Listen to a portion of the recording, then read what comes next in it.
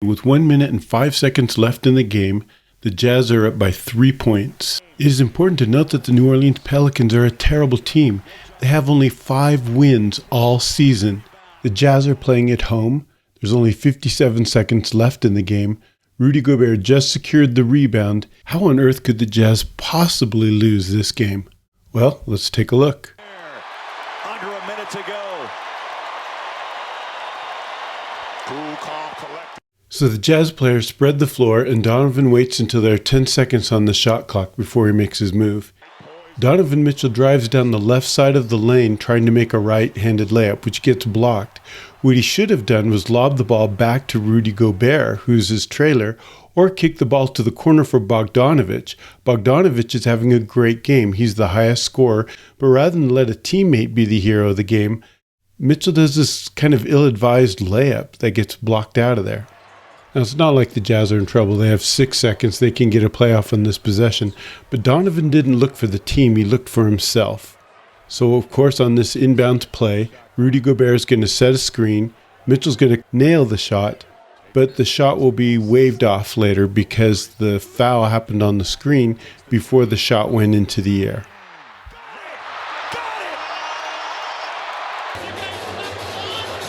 All right, so let's see if this foul occurs before the shot.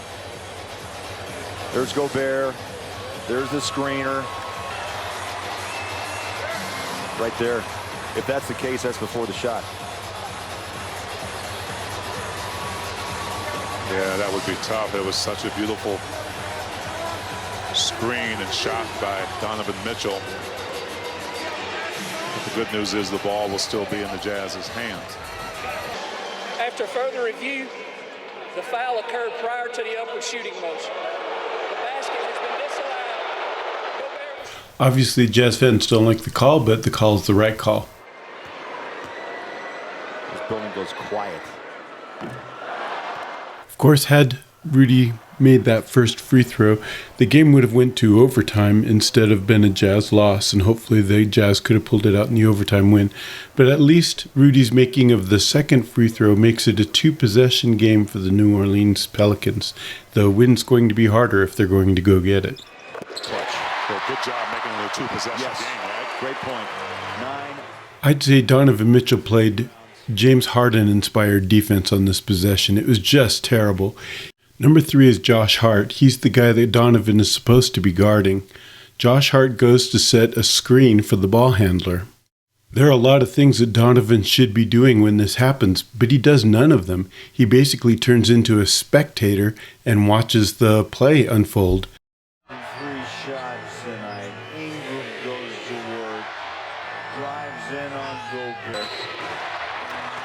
Rudy had to backpedal just a bit, and they're going to whistle a foul on Utah's big man. Ingram makes the first. Here's the second. So Brandon Ingram makes both free throws, and now it's a 2-point game.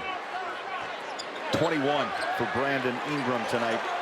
97-95. Huge possession.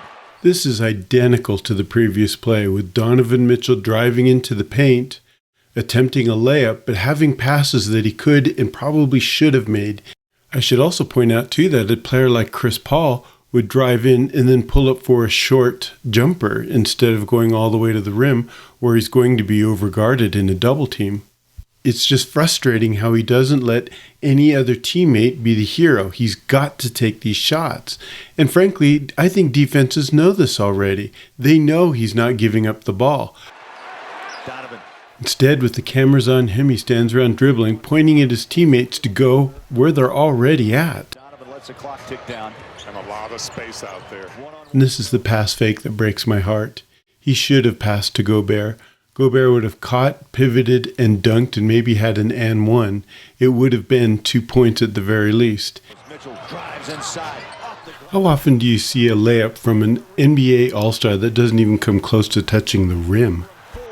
With 3.3 seconds left in the game, 4 of the 5 Jazz players are back on defense, and Conley, with his old legs, is completely contesting this transition 3. Good for him, but it was just a great shot.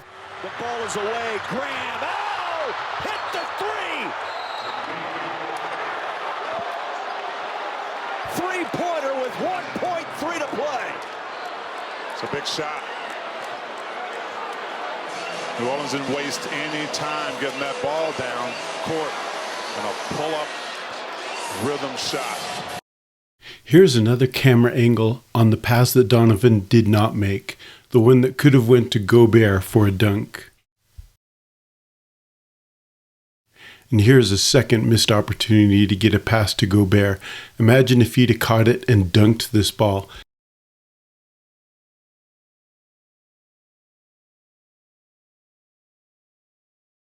Get a good shot. Valanciunas drops to the floor. Graham, the perfect dish. A wide open look. You've got to get a good inbounds, of course. You have to. About that last shot, first, the Jazz don't need a three-pointer.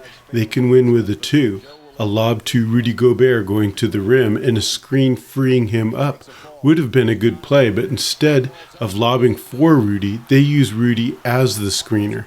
Second, I think I would have looked first to Bogdanovich. He's shooting 62.5% from the three-point arc this game.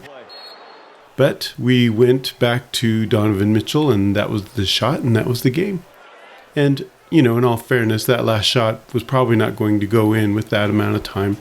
But there were other options, and I think the other options were actually better options for this game.